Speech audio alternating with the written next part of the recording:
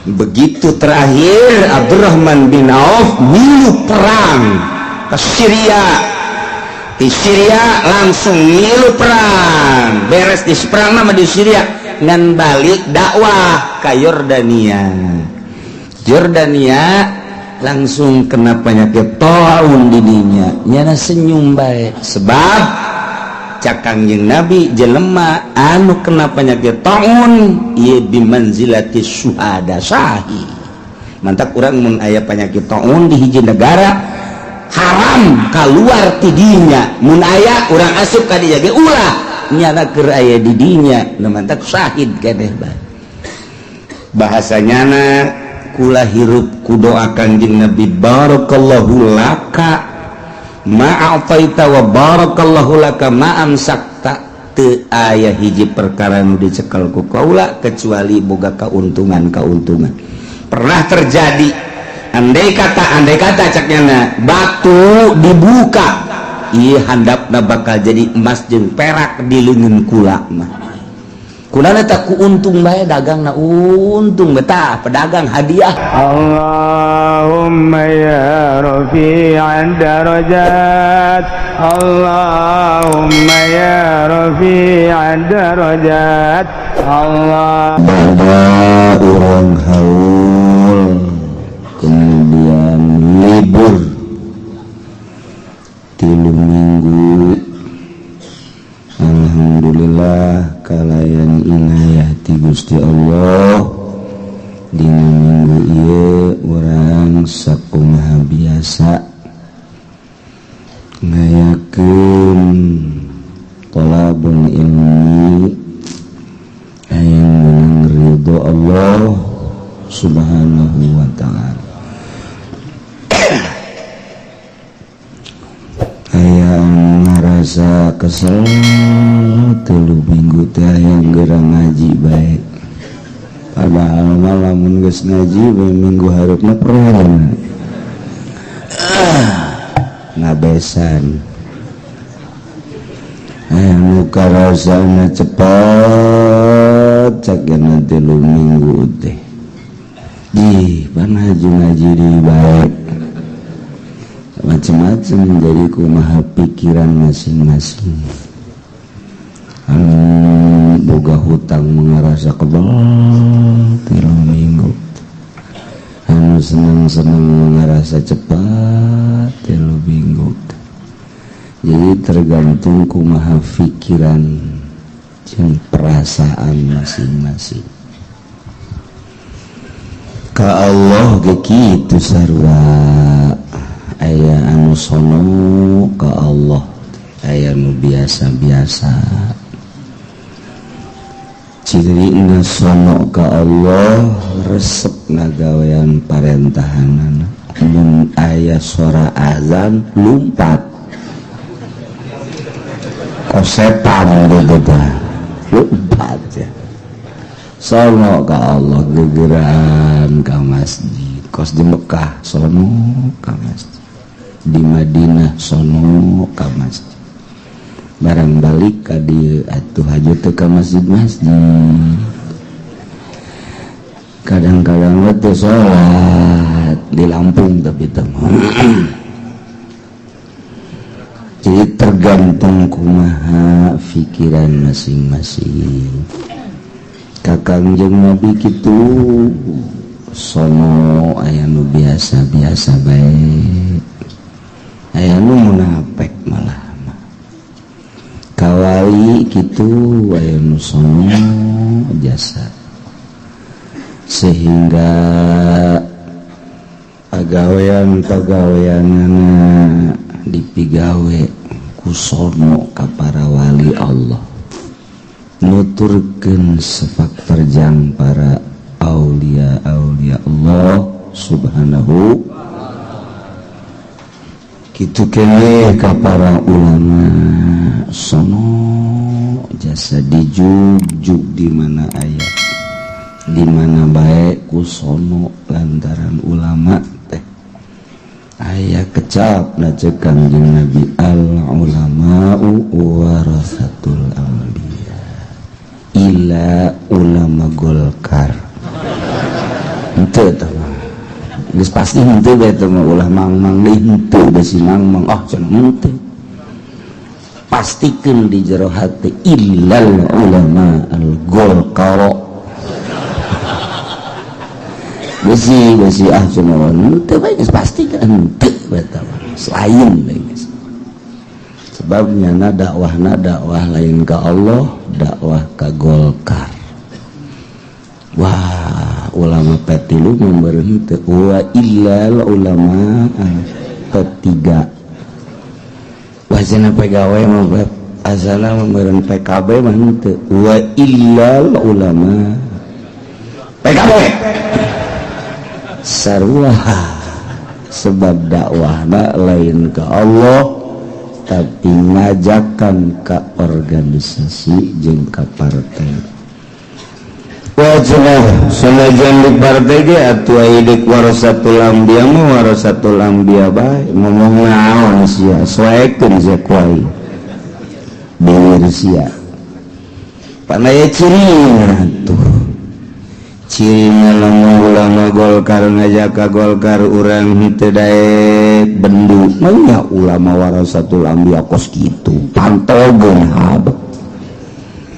cirina aya urang diajak ku ulama petilu teu nurut marah nyana bendu teu sasalaman bid'ah bu apa kos kitu amat si ulama PKB gitu kan PDIO namanya mah ulama jurid ngeulu keur carita ulah salah cinta sebab cinta ka ulama Golkar mah cintana ka duitna cinta ka ulama petilu bah ka duitna kitu kene ulama-ulama nu lain berarti ulah mang-mang li besi aya ka mang-mangan kula ngeutan ngaleungitkeun mang-mang ulah mang-mang li lain warasatul anbiya geus basa kitu. Wah cenah kiai mah sok teuing ih sia mah mau ke wah-wahan keneh bae moal ka sorga sia lah terlalu cenah ki uji mah sabodo aing udah terlalu dan henteu sia mah teu lagu oma terlalu mah aduh masyaallah nya supaya kamang-mangan biasa-biasa bae tambah sapira ulama bacokok temen begitu. Jadi ulama warasatul anbiya mah ulama anu sejuk anu dakwahna lain bilisan hungkul tapi bil fa'li wal ahwal wal qalbi ngajakan ka Allah ngeunaheun sahabat mudatan dinasehatan teu pernah aya kelompok-kelompok nuduhkeun make Al-Qur'an make hadis lain make hawa nafsu sebab di jero hatena hayang ridho Allah sieun ka Allah besi salah mantak eta al-ulama warasatul anbiya ulama ahli waris para nabi kecuali jelema atau ulama mukhalif jeung para pemerintah itu mulai tuh gitunya. Jadi tergantung kumaha pemikiran jeung perasaan masing-masing ka Allah ka Kangjeng Rasul ka para wali ka para ulama sono jeung teu sonona tergantung masing-masing. Geus kebal aing teh kapanggih jeung lurah jakna sono jasa lantaran biasanya nyana lumayan sok saya sabungkus 2 bungkus sono kaji samsuna kitu teh sono jasa ka pacamat lu lumayanan sono na kaji aing teu sono jasa ka kiai teu sono jasa lantaran ka aing nyarekanan bae sia teh mah kiai terserah awak urang kudu diseseh diintrospeksi ke kunaon dia awak aing jadi kos kieu sonona lain ka Allah lain ka Tanjung lain ka para wali lain ka para ulama malah kabelah dieuna mah kasono urang ka para ulama diulah lah ulama mah jelema atuh make jeung disono-sono ulah dituturkeun cukup bae Kanjeng Nabi geus ulah make ulama-ulama amin rais tah mah EKS tah mah kos kitu teu make ulama da kumaha salat teu make kopiah make calana terus bae kadang-kadang make training jadi keur salat ge ngan pemikiran SKJ eta tokos garan itu kan akibat teu make ulama kabelah ditulah deui geus ulah cinta ka para wali Allah malah teu percaya ayana wali Allah padahal tetela dina Al-Qur'an ala inna awliya Allah la khaufun alaihim wala hum yahzanun wahabi dibaca punya Al-Qur'an tapi ketika orang nyaritakeun para awliya Allah nyaritakeun Tuan Syekh Abdul Qadir nyaritakeun ajaran-ajaranna nyaritakeun kitu Abu Hasan Asy-Syadzili nyaritakeun Imam itu Ibnu Alwan dan lain sebagainya nyana ciciduh bahkan ngapir-ngapir kuari geus ambalayah di Indonesia belayuhna deui geus ulah nuturkeun ka para sahabat teu kudu geus cukup bae ka Kanjeng Nabi lamun deuk hiji deui sahabat teh Sidina Ali adapun Sidina Abu Bakar Sidina Umar Sidina Utsman lain-lain teu kudu tah kos kitu mah hiji bae Ali Syiah tah kos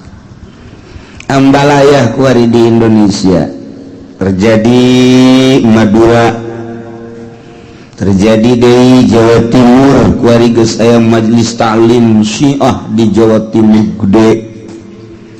terus ka dieu ka urang ka Jawa Tengah Jawa Barat di Banten mulai geus aya Syiah unikna jeung anehna nu mawana habaib nu kuduna cinta ka Kanjeng Nabi cinta ka para sahabat cinta ka para aulia au tegep wa para habaib mun kos kitu ieu nyanan nu mawa Syi'i oh cocok kuari di Tangerang antak mun teu ngararaji wah geus kumaha bae urang mah kuari masih alhamdulillah aya didikan kolot-kolot urang nu kamari ieu isuk pageto anak jeung incu urang geus maraot ulamana geus terkontaminasi ku ajaran-ajaran seperti eta nu ngaji cukup di majalah cukup di koran di televisi internet dan lain sebagainya guruna ge Syekh Google nah iya bakal kumaha kadituna Masya Allah karim khawatir ay khawatir mah khawatir baengan kadituna mah tugrak Allah khawatir sote anu keung sote anu mikiran agama jeung ajaran besi luntur besi eueuh khawatir khawatir gitu memang digerakkan ke Allah gitu atuh gitu baik dengan orang nawe khawatir perjuangan dan mentak alhamdulillah panjangna libur nu biasa saminggu kaduana ieu mah jadi 3 minggu lantaran khusus nazim kuring keluarga umumna jeung numarilu saloba 130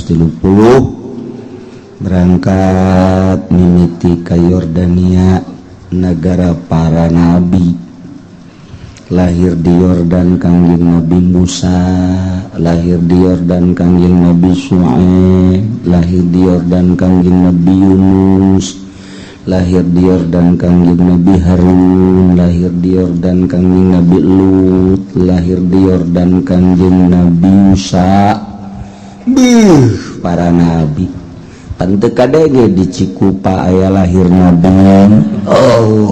ege bajingan di Cikupa jadi kadege baguran para nabi lahir di dari itu mentak nyaba kaditu jadi para sahabat ambalayah di Yordania aya 1000 sahabat anu dimakomkeun di Yordania Masya Allah karim horenganan lain lalaga mantap mimiti datang ke Yordania turis di Yordan sangu sarua bae roti kabeh jeung loba pasakan-pasakan nu urang embung nucak urang ditu mah hebat jeung mewah tapi sungut urang mah lantaran tadina dididikna dangdur jadi teu kita kadaharan kos kitu teh Allah ngalaremble urang itu pasti heran saking baragus da cenah teh ditoel-toel sia gerak ke Indonesia diberi sangu sia ku aing dahar tah henteu sia tah alhamdulillah sanajan aya sangu teu sarasa di urang bear sanguna jeung aya ambeuna bae ambe sami karan nah tiris di Yordan isukna berangkat ke Palestina ngempetingna singkuring rada menta ka Gusti bagus tante ieu ka Palestina ke ziarah ka kangjeng Nabi Ibrahim alaihis ka Palestina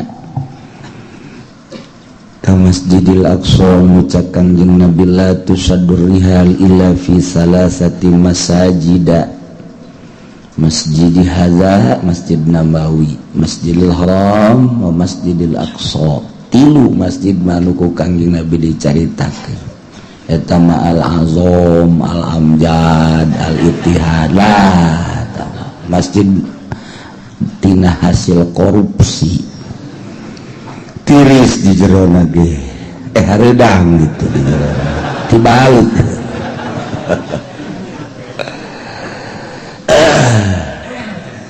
artinya masjid-masjid lain mah dicaritakeun bukan jermangan tilul la tusaddur rihal illa fi salasati masajid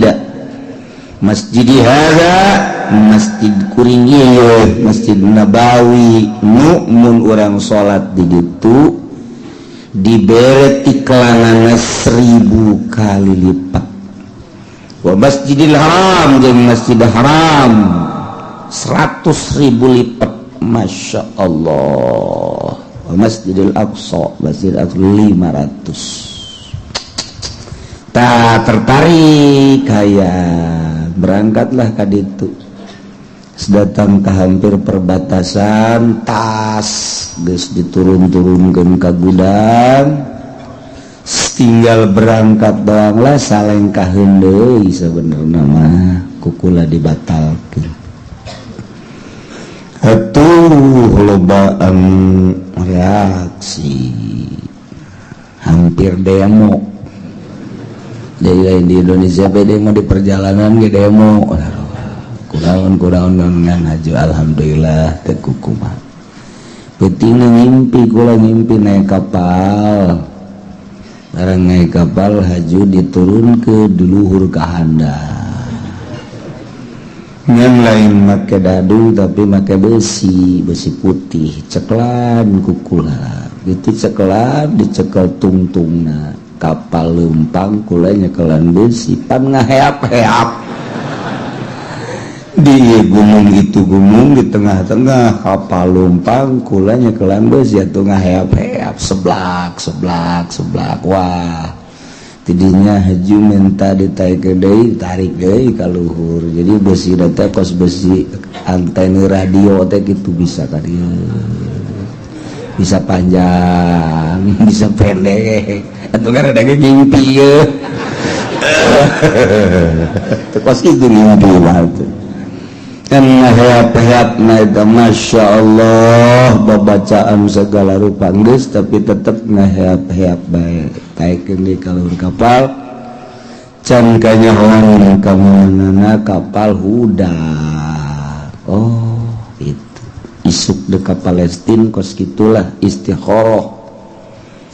nya benernya teh istikharah na teman salat bae biasa usul nya ngadoana jadi teh khusyuk sahanu bisa khusyuk tuh ngadoa aja henteu lah seperti itu beta alamatna teu dijadikeun ku kula lantaran boga impianana ngaheap-heap sahanunya mun ka ditu aya 5an bae nu ditahan ku Yahudi deres mun lalaki mun awewe ditahan lalaki nambikeun welos ka jeung sia komo nu kolot malah balik ge jangan geus teu diakui ku orang Indonesia welos tah tapi pada kitu aduh cilaka ya geus lah dibatalkeun jadi nuntengan ke Palestina doang lantaran isyarahna kos kitu aya rombongan ti Universitas IPB Bogor opatan milu tanpa konfirmasi jeung di dieu langsung ka travel milu tim itu berangkat teu bisa ditanya nyana maja intelek meureun kami mamarake sampi ngalagaan ceknya isi jelema tah lain meureun ye tadi teh ada kujana kami banyana oh hebat das datang ke Palestina kos teu wae ka Palestina ka Yordan komo begitu dibatalkeun marahna luar biasa perlu pertimbangan kiai ceknya kami ini udah keliling dunia kemana-mana ceknya bener emang yang dulu itu ke Palestina jadi saya itu cuma pengen ke Palestina ke yang lain-lainnya sudah jangan mudah memutuskan begitu saja dong makanya dongnya biasa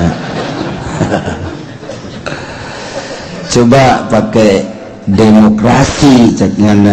suara terbanyaknya ke Palestina apa tidak sebab tatadina nu pakai andalan kukula pakai dalil ayat 7 rombongan ti dieu teu meunang pisah eta basa kadar dalil doa padahal mah impian dia nu tujuan dia mempersilahkan los kadar itu mah nyaho bisa balik nyaho teu ceknya sia kitu amat mah atuh nyana ngomong gitu harus demokrasi cara kiai coba suara terbanyak ke Palestina apa tidak cek dina hati kula timbul ngomong ada yang harus demokrasi ada yang harus peto saat demokrasi saat peto sekolah ini saatnya peto kok begitu ya beginilah nggak sebetul naik ke mobil begitu nanya banyak langsung balik deh ke hotel bareng isukna sore ngadengi bahwa di Palestina ada penyerangan Masjidil Aqsa termasuk perbatasan nu maotna puluhan ai berita ka dieu mah nu maotna ngan genep siki gedep urang ai ka ditu mah tanpa disurtil puluhan bahkan anu dipencit sagala Gitulah beritanya nak kula ngomong untung kita enggak jadi ya Pak Kiai. Tuh sia tangkorak sia. Kemari sia marah ke aing. Otak ge ulah sok coba-coba. Aduh untung kina Kiai tidak jadi. Aduh kalau jadi bagaimana jadinya cek ya teh. Tah kos gitulah rahasia Allah Subhanahu wa taala. Teh jadi aja seserian tidinya mah. Nanya segala rupa. Bager. Nanya.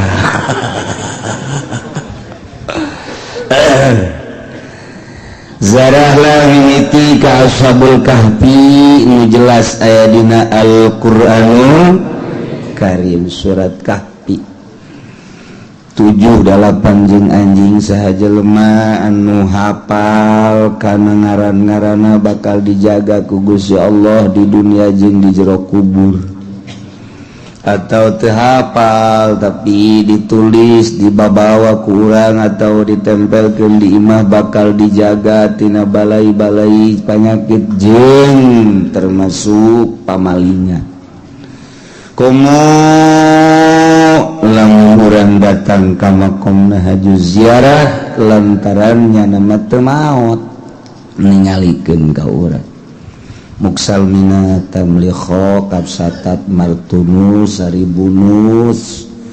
palyastat yunus zunwanus palyastat yunus kitmir dalapan tah bola bati leutik apal eta barang dibere ku almarhum abah tah apalkeun alhamdulillah apal datang ka kuari muksalmina tamlikho kapsatat martunus zunwanus saribunus palyastat yunus kitmir ente mah nus ya sekarang kitu Ashabul Kahfi baheula di zaman Raja Dikyanus nyalametkeun agama lantaran Raja Dikyanus zalim kemudian nyana sebagai patih-patih di kerajaan nyalametkeun diri agama Islam disalametkeun ka guha kapanggih nu genepan jeung salah seorang petani nu boga anjing ta eta diajak jadi saurang mah meunang di jalan tamata jeung anjing nami entek hiji-hijina anjing nu asup ka sorga anjing Ashabul Kahfi ka sorga teh mah lantaran nyana ngajagaan di hareupeun guha kieu eta anjing teh masyaallah kan 300 tahun sare hudang deui maha kawasa Allah akhirna nyana ka kota lapar begitu ka kota tapi nyana lapar-lapar ge mikiran bae keur hees buuk pendek tapi barang hudang bau panjang sekian aku yang panjang cepet amat nyana asup ka guha kira-kira asar hudang kasorot panon poe kira-kira jam 9 jam 10 perasaan nyana mah atuh kamari bae hudang padahal mah 300 tahun bau panjang kuku panjang ieu hees sakedeung ge cenah kuku paranjang amat orang 300 tahun sare kawasa Allah geus diganti kerajaanna rajana geus jadi raja soleh begitu ka kota turun meuli dahareun dideuleu duitna kaget tukang roti lantaran ieu mah duit geus 300 tahun 3 abad di Raja Dikyanus nya neuleuh deui ka beungeut neuleuh deui ka duit neuleuh deui ka beungeut neuleuh deui ka duit tukang roti teh isi jelema bener tahun 300 tahun kaget Pak begitu dongeng gitulah keayaanana Masya Allah nyana langsung ngagro-grokeun ahli-ahli kampu ahli kota tapi ieu Dikyanus nu diutus non gitu ngaranna Muksalmina tamlikho nu diutus lumpat deui ka gunung ka guha bebeja bahwa ternyata raja geus diganti urang sare 300 tahun kuari geus raja na raja soleh singkat na dongeng ke urang mun panjang umur sakedeung deui engke bakal naon gitu ngabahas Ashabul Kahfi. Wah nu kolot bahasana mal kaburu. Wah angel ban saayat dua ayat. Ih cak nyana angel kumaha pugu Ashabul Kahfi dan 300 tahun. Sanu nyaho cenah aing di bawah umur 300 tahun. Oh sih gitu. Bisa kawin ka parawan mantap betul. Maha kawasa Allah balik ingat doanya nak brek sare datang ke kuari mentak tulang-tulang nu aya kadeuleu bohong tapa jelema neuti robah Ashabul Kahfi engke bakal jadi tentara kitu Mahdi ke di akhir bakal aya Dajjal kemudian Mahdi heula kemudian Dajjal ieu bakal jadi tentara Kangjeng Nabi Isa alaihis mimiti Dajjal Mahdi heula Mahdi kemudian Dajjal tas Dajjal kakara Kangjeng Nabi Isa dibantu laku tentara na Ashabul Kahfi berikut jeung anjing-anjing tuh jadi nu kuari kadeuleu tulang bohong tama tulang ngeundeunan we teu aya di dinya tulang-tulang bohongnya mah teu maot mun urang kaberenehan wa ditutup eta bakal ningali sosokna masih utuh kene masyaallah tazarah kadinya beres zarah kadinya zarahlah ka Abdurrahman bin Auf. Abdurrahman bin Auf teh salah seorang sahabat muhajirin yang nama orang Mekah nu asup Islamna sahari sabada Abu Bakar Siddiq. Begitu Sidina Abu Bakar Siddiq asup Islam maca syahadat di payunan Kangjeng Nabi isukna langsung Abdurrahman bin Auf asli nama ngaranna Abdul Amir diganti ku Kangjeng Nabi begitu asup Islam cek Kangjeng Nabi Abdu ade ganti ngaran saha Abdurrahman alhamdulillah mantap kuariga loba nu diganti ku kula saha ngaran sia Pengki ganti ulah Pengki naon atuh aduh masyaallah. Ialah Abdurrahman bin Auf salah seorang tina asyaratil mubasysyirina bil jannah 10 anu geus dibubungah surga. Kangjeng Nabi geus ngajelaskeun 10 manusia haram ka neraka. Ambo teu kira-kira tah haram ka neraka. Pan ari urang mah haram. Teu bisa ngomong ku kumaha. Ieu haram ka neraka. Al-mubasysyirina bil jannah hiji Abu Bakar Siddiq, 2 Sayyidina Umar, 3 Sayyidina Utsman, 4 Sayyidina Ali, 5 Sayyidina Thalha, 6 Sayyidina Zubair, 7 Sayyidina Sa'ad, 8 Sayyidina Sa'id, 9 Abdurrahman bin Auf, 10 Abu Ubaidah. Eta mah geus haram ka neraka eta mah. Engke nu bakal kukucuprakan di neraka neangan jelema nu iman ka Kangjeng Nabi nyana ngojay di neraka nyangan coba besi aya urang sepatan ya dulu yeuh kunyana aya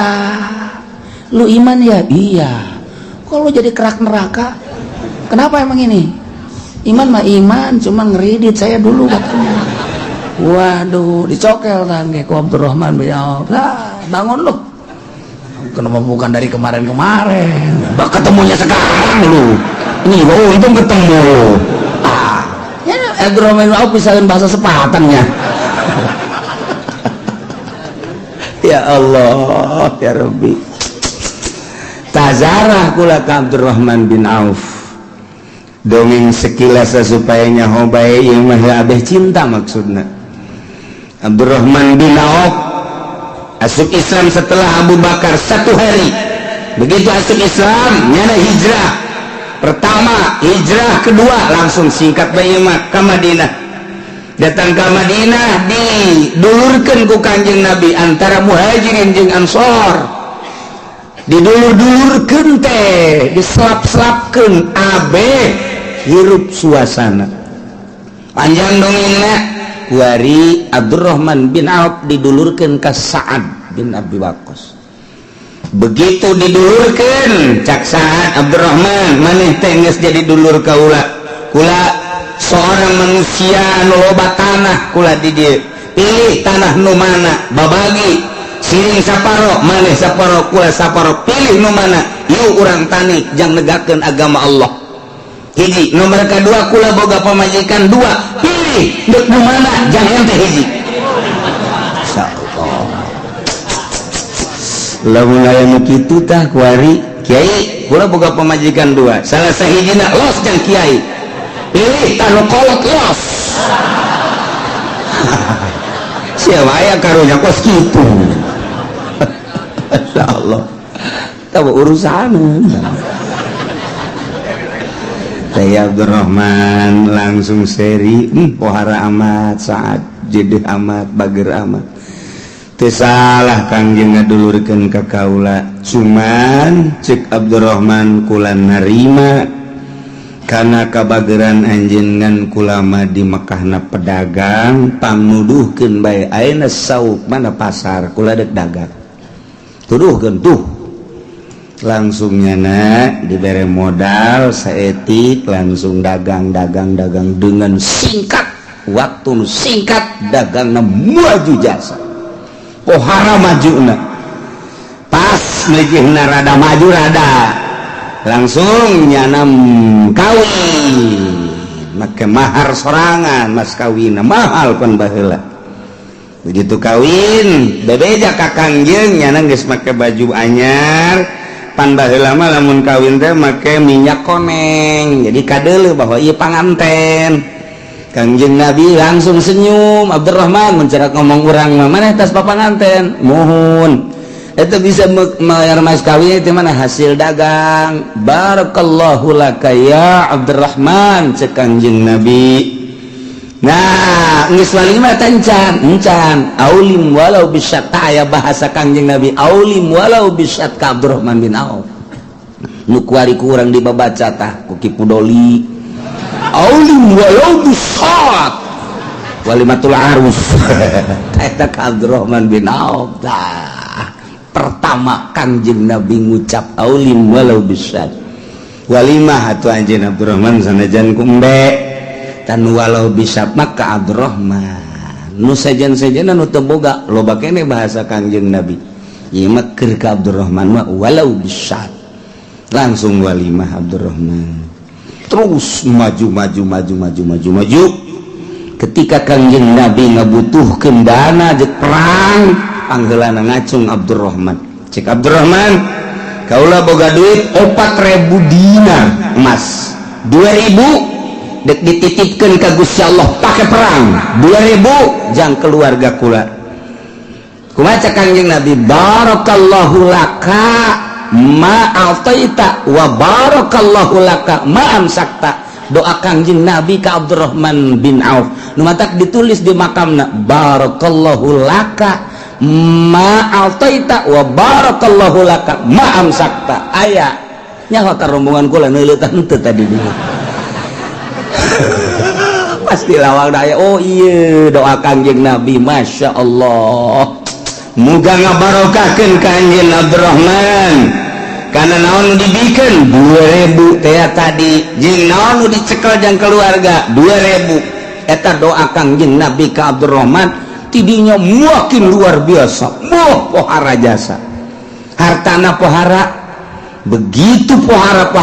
loba lah nu disalurkeun ku Abdurrahman kebutuhan yang agama geus mah kuda geus mah onta terakhir perang Tabuk perang terakhir Kangjeng Nabi jauh ti Madinah ka Tabuk mah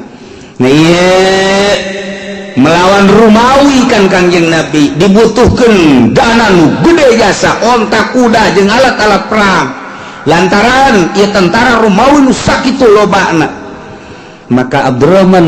bin Auf ngaluarkeun onta teu kurang teu 1.000 kuda kitu keneh dana dan lain sebagainya doa kedua kali barakallahu laka ma'ataita cek Kangjeng pohara jasa kesimpulanna mah ketika perang Uhud terakhir ketika perang Uhud Abdurrahman bin Auf lah anu jadi kalang dada jeung Abu Ubaidah Kangjeng Nabi ngahalangan panah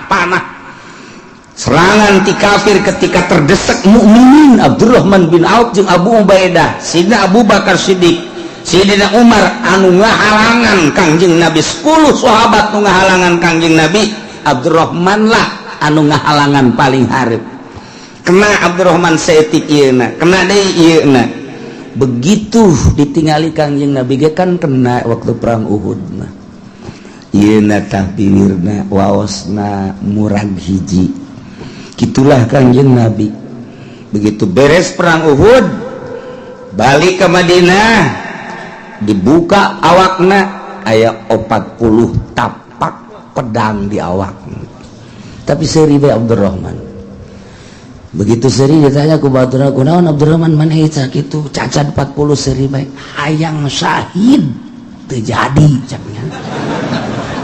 wah jasa eta gede jasa wawadena jeung kahayangna beuh masyaallah urang mah lain kitu pan kunaon sia ngalengis adina itu pae jauh jasa jeung urang masyaallah pemikiran Abdurrahman bin Auf ya kawawanina Abdurrahman bin Auf urang eueuh satai kukuna acan teu sieun setik-etik acan ka kafir nya nama malah nyana mah hayang jasa syahid di medan laga gitulah Abdurrahman bin Auf setelah wafat Kangjeng Nabi nyana nu jadi kalang dada ummahatul mukminin cek nyana wahai ummahatul mukminin garwa-garwa Kangjeng ulah mikirana naon satungtung aya kene Abdurrahman bin Auf dahar minum pake dan lain sebagainya pula menjadi kalang dada geus kabeh pamajikan Kangjeng Nabi keur mah 30 putra geus putra angkat dan lain sebagainya Abdurrahman bin Auf kedalnya ka ummahatil mukminin ulah mikirana naon ibadah kula nu tanggung jawab ya Allah ya Rabbi begitu terakhir Abdurrahman bin Auf milu perang ke Syria di Syria langsung milu perang beres di perang nama di Syria ngan balik dakwah ke Yordania langsung kena penyakit taun didinya nyana senyum baik sebab cak Kangjeng Nabi jelema anu kena penyakit taun ieu bimanzilati syuhada sahih mantak urang mun aya penyakit taun di hiji negara haram keluar ti dinya mun aya urang asup ka dinya ge ulah nyana keur aya di dinya mantak syahid keneh bae bahasanyana kula hirup ku doa Kangjeng Nabi barakallahu laka ma'ataita wa barakallahu laka ma'amsakta teu aya hiji perkara nu dicekel ku kaula kecuali boga kauntungan pernah terjadi andai kata caknyana batu dibuka ieu handapna bakal jadi emas jeung perak di leungeun kula mah kulana tak ku untung bae dagangna untung betah pedagang hadiahan Abdurrahman bin Auf tah tata untung baiknya nama dagangna asal tuturkeun dagangna untung baik milidernya nama geus hese tandingna sugihna Abdurrahman bin Auf mah embe tina hiji jadi ribuan onta tina hiji ribuan kuda tina hiji ratusan kitu keneh naon segala rupa ge dicekal ku nyana geus semua ina luar biasa ngan henteu aya niatan jang sorangan jang li'i kalimatillah mantak hiji-hiji salah sahiji al-mubasysyirina bil jannah tina 10 nu dibubunga asup ka sorga kami kamari kadinya zarah ka Abdurrahman bin Auf masyaallah teu sangka lantaran terjadi ke Palestina maka ditambahlah poe di Yordania jang ziarah terus ziarah kemana deui ke Kangjeng Nabi Syuaib di Aikah urang membaca Quran dongengna Ashabul Aikah Kangjeng Nabi Syuaib eta adalah kitu mitoha Kangjeng Nabi Musa alaihi salam jadi zarah kami toha Kangjeng Nabi Musa ke gunung mencil masjid dibuka lawangna langsung makom Kangjeng Nabi Syuaib. Gitulah ziarah kamari Kangjeng Nabi Syuaib geus dibere wahyu bakal boga minantu lain sambarangan cek Gusti Allah teh hiji jelema nu gagahna luar biasa. Tandana engke nu bisa mukakeun batu, bokakeun batu, tutup sumur. Jadi baheula aya hiji sumur giliran antara mukminin jeung Yahudi. Sapoe mukmin sapoe Yahudi ditutup dah make batu. Tah cirina mun aya jelema bisa ngangkat batu ku sabelah eta minantu anjeun Syuaib. Mimpina kos kitu. Wahyu. Bener bae begitu anakna dua. Situ Rohila jeung situ Sofuro tadinya ngangon barang endek minuman batuna ditutup lantaran lain bagianana jol Kangjeng Nabi Musa.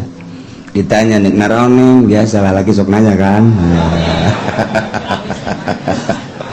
Iye cek jada teh iye endek minuman embe anak saha ye abi anak Syuaib oh apalin Kangjeng Nabi Musa. Tapi ulah deuleu ka kula cek Kangjeng Nabi Musa. Ya malieun dicokel rangkul saleunya dong buat tuh sakitu gedena kira-kira segede kebo lah. Dikitukeun dong ku Kangjeng Nabi Musa. Bere cai minum. Guguran we balik abah. Aya naon neng? Aya jelema kasep jasa. Aju gagah jasa. Kumaha gagahana? Batu gede tutup sumur ngan dikitukeun doang ku nyana. Jeneng gegeran tidak kadilos. Bener pak bener kita kadi. Gitu tuh kadi itu. Aya kene Kangjeng Nabi Musa di dinya. Aya naon neng kadi abah ditah kadi itu. Oh aya tuh. Ayo leumpang. Si awet heula nyana panderi lantaran petuduh jalan pak. Begitu pas di sawah penrak subur di Yordan subur pertanian. Begitunya nanti heula nyingkap bitisna. Stop cak Kangjeng Nabi Musa stop neng panderi kula teh heula asal duduhkeun we ka manana emang kunaon henteu teh kunaon naon ayo lamun ente nyingkap atuh geus cek nya teh kaluhur gitu. Masya Allah Kangjeng Nabi Musa geus mungkin tuh datanglah ka ditu ka Kangjeng langsung datang ka ditu buburuh sagesa buburuh nah ieu dek dibere kitu hadiah dikawinkeun jeung anakna asal kitu nyana daek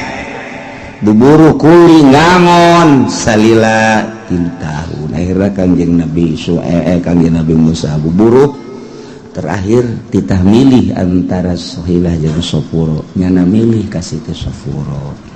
kawinlah beres kawin jaga Kangjeng Nabi Syuaib langsung berangkat menuju Mesir tah eta di perjalanan itu jalanan lewat kadinya ka mana ngaranna gitu kasime nu pertama di perjalanan haus begitu haus memeh aya sinar eta haus begitu haus langsung ngintip batu tek muncar cai minum nyanda di dinya tah uyun Musa nu pertama eta kami datang dari minum segala luar biasa ya itulah perjalanan ziarah kamari langsung ke laut mati teh jadi ngambang naon eta urut Kangjeng Nabi Lut sezum teh lamun dina Al-Qur'an tafsir dibalikeun teh tah jadi kamari datang ka dinya marahan di biasa kan kula teh kula mah di luhur bae luhur ka handap itu turun aya 10 meter mah leuwih meureun ka laut mah turun kula mah di luhur menang 10 menit jol urang bule aya 2 bus bameureunnan darata haju bubuka nya dulu kahanda promo nganti dia keur mandi jol bule teu make kutang teu make calana atuh ambay-ambayan di dinya Titah sajem jadi 3 jam jadi eta zara campur-campur tungtung teu mareres suga dikola deui gerokeun kitu kadenge woi ieu waktu geus teu kadenge ku sebabnya keur emprak-emprakan jeung kuntul putih ya Allah ya Rabbi aduh sekolah jadi kos hiji pagawean ieu tapi kebal supir geus kikian we supir teh jeung gaida orang Yordan teh ceuk cenah jam cenah sajam ya geus 2 jam ceuk cenah 2 jam digerokeun bangun teu gadenge keneh wae 3 jam tungtung barang ditanya iya angel amat atuh teu gadenge ceuk cenah emang kunaon atuh eta ya hiji ya Allah ya Rabbi hareng kos kitu teh laut mati teh cuman dina tafsir dijelaskeun eta krikilna uyahna obat tina segala penyakit obat tina segala penyakit geus ditajriban mentak baheula mah kungsi ditutup ku pemerintah teu meunang mawa uyahna mawa krikilna kabelah dieuna mah dibebaskeun deui. Alhamdulillah geus ditajribah mun nyeri huntu langsung cayan kekemukeun teu tereh sager beneran lain ngalaga nyeri cangkeng usap-usap kitu teh cai panas usap-usap cager mun teu cager peupuhan gitu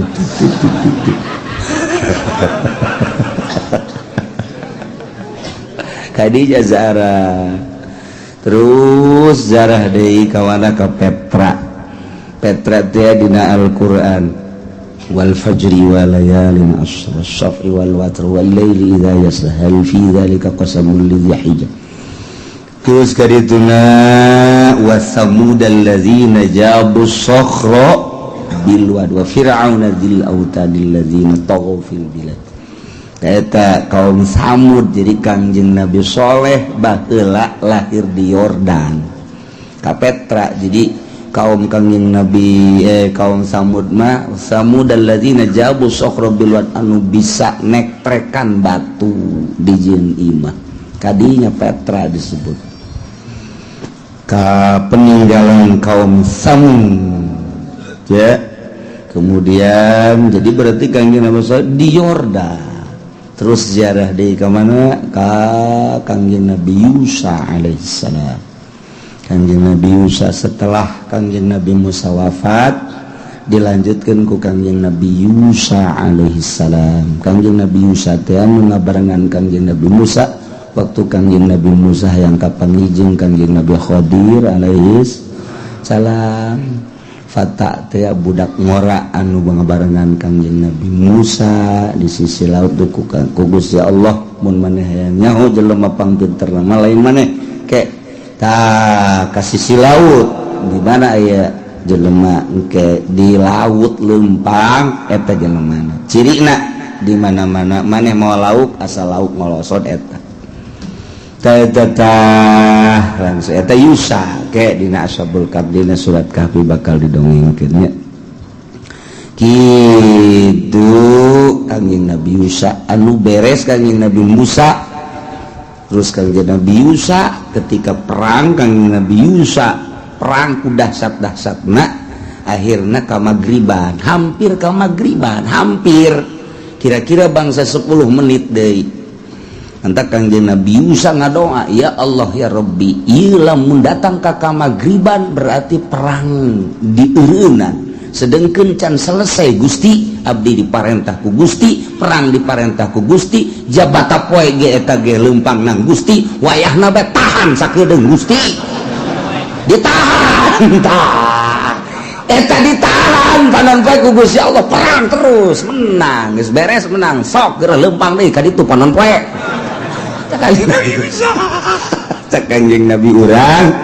man zakatu syamsu illa liusa henteu katahan panon poe kecuali ku Kangjeng Nabi Musa jadinya nama bisa nahan panon poe abdi dititah ku Gusti panon poe ge nang Gusti ngalempangkeun tahan apa tuh kira-kira Masya Allah Karim dongeng dah kadazarah lah kadinya. Terus terakhir zarah kakak Abu Ubaidah ialah minal asyaratil mubasysyirina bil jannah tina salah sahiji 10 anu haram ka neraka nu dibubungah ku surga adalah Abu Ubaidah mah jelema anu cak Kangjeng Nabi likulli ummatin aminun wa aminu hadhil ummah Abu Ubaidah. Masya Allah cak Kangjeng Nabi likulli ummatin aminun tiap umat aya jelema anu terpercaya wa aminu hadhil ummah jelema anu terpercaya di umat kaula Abu Ubaidah. Mendak ketika aya jelema minta fatwa Kangjeng Nabi ya Rasulullah aya naon abdi teh tebih ka Gusti Rasul haju ima nek menta bae utusan ti Gusti pangabereskeun soal waris di lembur abdi saha anu dipercaya ku Gusti maka tolong utus ka ditu mangga tungguan salat zuhur Kangjeng Nabi babarengan jeung sahabat. Salat zuhur culak cileuk Kangjeng Nabi cek si dina Umar hayang teuing kaula nu kapilih kula geus luluhuran we hulu kieu abeh kadeuleu ku Kangjeng Nabi abeh kadeuleu dileret deui jatuh digerokeun cek si dina Umar epat aya Abu Ubaidah ditung Abu Ubaidah tah ka dieu tuh maneh dipercaya jangan bagi soal waris tuh tah jeung si ieu ka ditu mentek kapercaya nu pertama di dinya balik ti ditu Sidina Umar langsung nangkep ke Abu Ubaidah aya naon cak Abu Ubaidah maneh ieu jelema lain lalagaan kapercaya ku Kangjeng Rasul sugan teh kula nu diutus cek Sidina Umar kula geus gigieuan bae tapi teu diutus tah jadi sono nya teh ku diutus ku Kangjeng Nabi teh lain asun sono hebat jasa maneh eta lah kepercayaan nu pertama. Kepercayaan nu kadua manehanana dititah nyekelan amanah ti Kangjeng Nabi teu pernah diopen-open. Katilu dititah nyekelan bendera. Kaopat loba-loba deui lah nu mantak likulli ummatin aminun wa aminu hadhil ummah Abu Ubaidah. Perang nyana bareng jeung saha jeung Abdurrahman bin Auf ka Syria. Begitu perang langsung pulang sarua bareng dah ka Yordan. Dakwah maksudna ngon jauh. Abu Ubaidah mah tidinya 200 kilo kene. Jalan gunung satapak sieun 3 kali lipat puncak luhurna. Kami naik mobil bus neuleuh ka handap sakumaha ti udara ka handap. Ti kapal neuleuh ti kapal ka handap teh kos kitu. Ieu ge kitu keneh. Oh nu ngaromong beusi ngaguling. Oh nu ngomong oh nu seuri oh naon. Sekarang ieu biasa ngaguling teh moal ieu ngaguling teh moal. Salamet oge. Datanglah ka handap protes kabeh ka supir aya jalan lain embung jalan dinya deui cak supir atuh moal jalan dinya ieu emang kunaon tadi ge salah ieu kami sia orang salah jalan tanyakeun ge ka kabehan salah jalan orang teh mah atuh kami diajak kapruk-kaprukan ditongton ku budak leutik segala orang lembur nanaonan ka dieu cek teh ieu mah tilok ka jalanan ku beus cak urang dinya mun ngomong urang nama ieu jalan ka dieu mah bener buntu ka ditu nah ngan nya teu ngomong bae parkir barang kami nanya ulah jalan dinya moal cek aing ge moal deui cek parengan nyasab Haji Pudoli teu mandi masalah nama eta jeung Haji Pendi blon lah jadi nyasab jadi di situ gaya nyasab segala hilalakon pohara ieu aya nyasaban segala ka gunung-gunung barang balik mah tuh jalan biasa tuh henteu Masya Allah eta mah hakikat nama titahnya hobe ku Gusti Allah tah deuleu ku sia negara Yordan anu sakitu suburna satungtung deuleu ngeplak hejo Masya Allah kol pohara wortel kangkung segala naon gitu ngaranna teh anu rada bau teh naon ngaranna kucai percis kos dirawak hidang begitu wah ngan teu kadeuleu tungtung bae eta mah di modalan tamu make besi segala make besi di modalan lain lalagaan dan mantak inget ka Kangjeng Nabi Khidir teh kadaharanana saladri ngan saladrina nu lain di tanah milik manusia saladri nu jajadian tanah nu eueuh nu boga datang ka kuari Kangjeng Nabi Khidir mah resepna ngadaharna eta saladri subur jasa orang dia tiris subur Masya Allah sisieun makom Kangjeng Nabi Musa aya sumur tekanya hoan iraha ayana wallahu alam sabaraha ratus tahun wallahu alam sabaraha ribu tahun ngan kanyahoan ku di ditu nama ratus-ratus tahun ngan geus kanyahoan teh berarti kan belah di ditu nama iraha mungkin saumur jeung Kangjeng Nabi Musa mukjizatna boa etalah ayat caina tiis herang ambalayah pohara jasa ngarinum didinya wudu dan lain sebagainya bahkan sholat gitulah keayaan di Yordan berangkatlah ke Mesir langsung naik mobil jadi naik mobil 2 peting tapi bunga baik bunga gitu emang kos gitu keayaan ada kumaha bisa protes satu naik mobil langsung horenganan eta teh urang ka Aqaba kemudian atuh ka Suez anu geus terkenal dina majalah kulantaran urang mah teu nyaho lebah di mana horeng eta kalempangan kanon kitu ngaranna kasoran datanglah ngalewati ketih nu aya dina Al-Qur'an waditi urut Kangjeng Nabi Musa dipegat ku Jababiroh teh didinya eta lewat kadinya terus ke Gunung Sinai horeng Gunung Sinai teh watini wa turisina wa hadzal baladin amin horeng eta mah Yordan Palestina Mesir Gunung Tursina mah panjang 3 negara bukit anu ditaekan ku Kangjeng Nabi Musa mah aya lantaran peuting teu bisa eureun sebab masih keneh loba kabahayaan begal-begal cek pemanduna maka hanya dituduhkeun doang lewatlah terus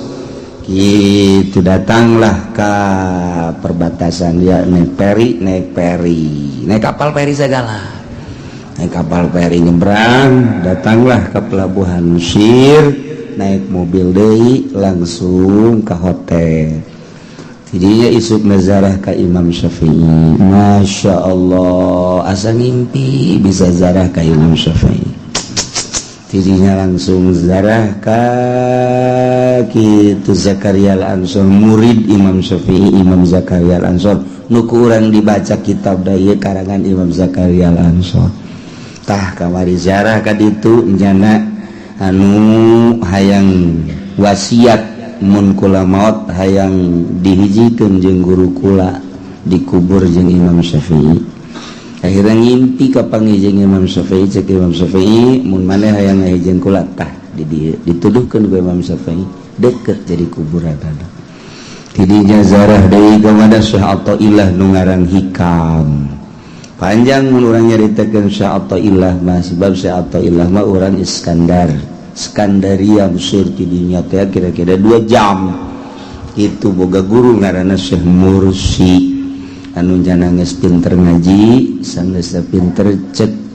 Syekh Athaillah can ngeunaheun salat sedengkeun Kangjeng Nabi mah nyaritakeun salat teh ngeunaheun ilmu tauhid geus aya ilmu alat geus aya ilmu fikih geus aya di diri kula tapi can ngeunaheun ibadah ka Gusti Allah berarti ilmu naon ieu kos kieu cakeun tauhid geus diaji fikih geus diaji alat geus diaji tapi salat mah ingetna ka mobil bae ingetna ka jabatan bae sagala rupa tah inget ka ilmu teu bisa dipercaya kos kieu mah ieu tah beres ilmu cek sato baheula memeh boga guru batin ayalah didinya Syekh Mursi teh diaduti ku manusia kabeh timimiti budak datang ka kolot manut kabeh nyana bendu bisa naon sih teh si kiai jelema dararatan tadinya ngararaji zalalikir dah teu pararuguh bisa naon sih Syekh Mursina geus ngomong kula bakal boga murid kula bakal jadi wali. Geus ngomong gitu, ke mual kebal deui bakal datang jelema murid kula nu bakal jadi wali. Sedangkan di dieuna antinya maka kos kitu teh syato mah. Lah naonan teh Syekh Mursi kikituanan. Di aya nu ngasehatan. Coba maneh hayang ngeunaheun salat bisa ibadah khusyuk coba datang ka naonan sombong sama jelema didaratangan ku jelema loba kos kitu teh datang bae lah ka ditu coba ge coba aing cobalah sana datang ka ditu coba jelema kur ribuan gitu milunya na ngaji didengikeun gunanya jatiis bener sakena ieu ngaji ngeunaheun ieu aing mal balik cekena dek bebeja datang sasalaman cek Syekh Mursi atau padahal encan kenalan kan geus nyaho sia ka aing ulah sok kikituanan ulah suuzon ulah teu percaya moal ngeunaheun salat sia lamun sia teu ngaguru ka aing cih panyahoeun cakena wah bener berarti ya guru lain lalaga guys kula geus moal balik dek ka guru pokona mah langsung ngasantren di dinya sapoe 2 poe sabeure 2 bulan geus langsung ngeunaheun salat cek nyana eueuh deui guru iwal ti hiji-hijina guru kula guru batin ieulah Syekh Mursi entak di dinya lah nyana perjalanan hirup jana jeung penemuan jadilah hikam ieu hikam teh karangan syair panjang ke dongeng nama tak kula kemari ziarah ka Syekh Athaillah terus ke Salahuddin Al-Ayyubi Salahuddin Al-Ayyubi nu pernah ngayakeun muludan pertama 1000 onta eta lah ziarah kadinya Salahuddin Al-Ayyubi itu bentenganana kemudian anakna aya di dinya makomna dinya ziarah. Gitulah seputar ziarah kamari alhamdulillah ka para sahabat, para ulama-ulama salafus sholihin, para aulia-aulia Allah. Terakhir ziarah ka Kangjeng Nabi urang Kangjeng Nabi Muhammad sallallahu alaihi wasallam. 3 poe di Madinah, langsung ka Mekah 4 poe, langsung balik ka dieu sehat teu aya naon suama sakali. 130 sehat kabeh barang datang ke Indonesia batuk kabeh green hees teu eureun-eureun aya saya mah datang ge nyanang itu aya tamu dengan layar teu kuat cakele salah dahar nu tadi nama kudu roti heula ulah wakasan di dieu langsung sangu jeung pepetek ya gering atuh boro-boro nu tas di mana nu di imah bae gering nya ge dahar gos kitu di ditu daging hayam roti dan lain sebagainya datang ka imah eta pepetek jeung peda yang ngamuk batu gata kuari encan normal sebenarnya masih langleng kene alhamdulillahirabbil alamin salamet kalayan kisah kitu singkat nabai alhamdulillah nu diimpi-impikeun hayang kapanggih jeung Imam Syafi'i laksana tinggal engke hayang ka Yaman ka ditu Turki geus aya endek milu geura siap-siap ku ari nyeng celengan geus aya 50 juta pake kawin heula ka Yaman mah tetep teu milu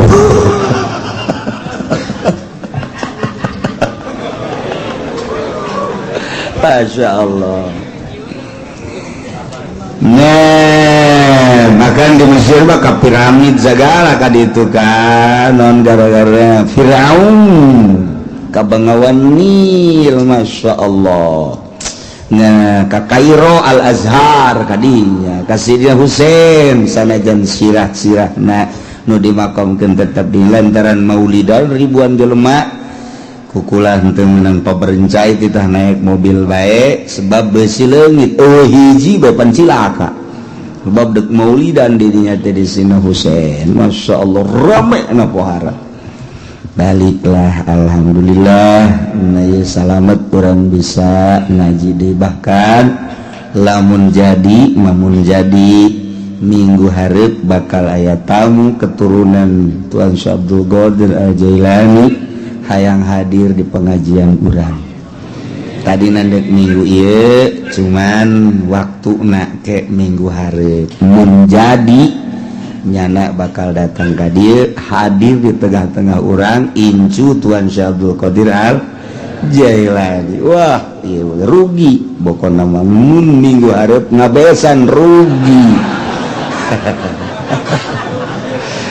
Insyaallah kumaha kersaninggu singannya nangis janji hayang hadir di majelis ieu. Ya Allah ya Rabbi. Tama adapun jadi jeung teu nama kumaha Gusti ngersakeun nganyanana geus aya di Indonesia ku hari. Tinggal waktuna hungkul janji minggu hari. Mudah-mudahan urang kabehan diberes panjang umur, diberes sehat, anjeunna ge kitu keneh ke bisa hadir di tengah-tengah urang nyana hayang ningali pengajian di dieu di Cilongok. Jadi engke teu kudu kumaha ke ditanggap bae pasti bahasa Arab. Mentak saminggu ieu ente kabeh kudu kursus bahasa Arab. Sehingga hareup bakal ceramahnya make bahasa Arab. Masya Allah ya naam bae menyerah olah naam jeung ulah.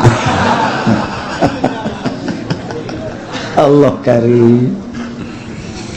Ieu mah pengajian urang meneruskeun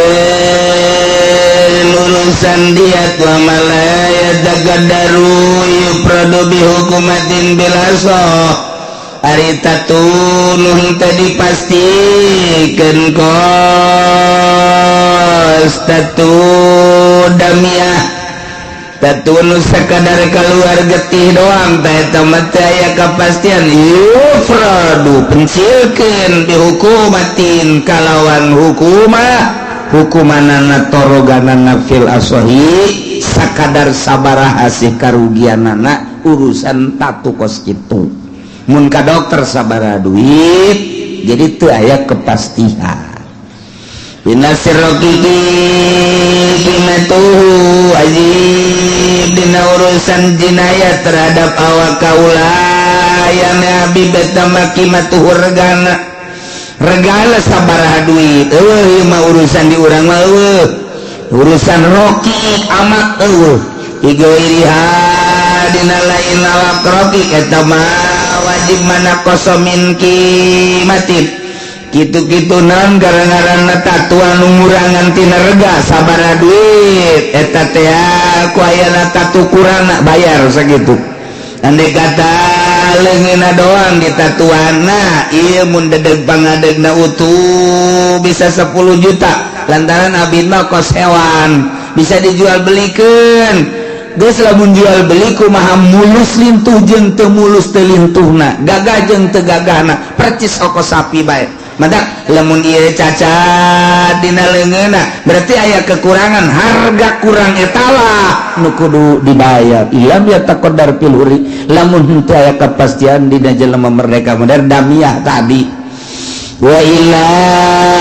yataqaddar mun ande kata aya kepastian atuh panisbatuhu min qimatihi ngabangsakeunana tatu teh tina hargana biqaulin mana koso dina ucapan dina koso hiji mana koso tatu ukurana sabaraha eta lah nu kudu dibayar.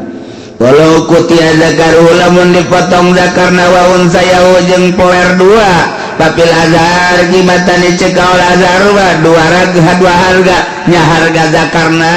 nya harga pelerna nyaritakeun peler kos embe aya ge peler embe ya atuh naon atuh kanjut teuing jahat mah kadengena aduh Masya Allah aya bi zakarna dipotong berikut jeung kanjutna nurutkeun cekaul azhar dua harga zakar sabaraha harga peler sabaraha. Aduh ampun di zaman DI mah loba panjenengan dipotong pelerna nu dipotong zakarna nu dipotong susuna eta ke zaman DI Kartosuwiryo mentak di Garut mah loba gitu lempang di jalan aya susu di sisi teh susu parawan di ome ku budak di susu saha aya nu belah ditu ke aya kontol zakat kapohan ngomong aing aduh ampun terus gitulah zaman deui mah Masya Allah tadi mana kasih cekal kedua nu kurang sabaraha Paila yang kos balas saya mun teu kurang atuh teu wajibna naon ya Allah ya tapi ieu mah keur carita abid